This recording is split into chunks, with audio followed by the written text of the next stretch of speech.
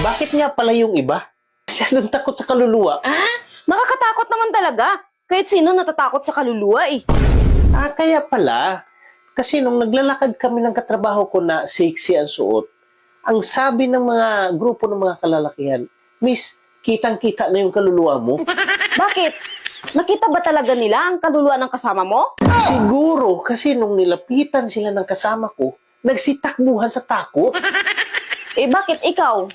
Paano mo nasabing takot sa'yo ang kaluluwa? Alam mo, hindi pagyayabang ha. Kumakain ako ng kaluluwa. Kaya takot ang mga yan sa akin eh.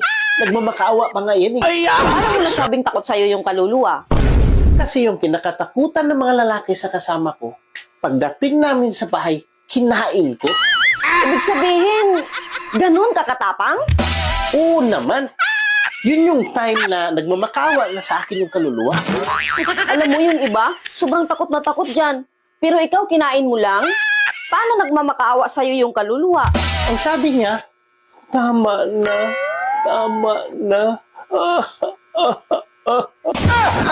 Sarap.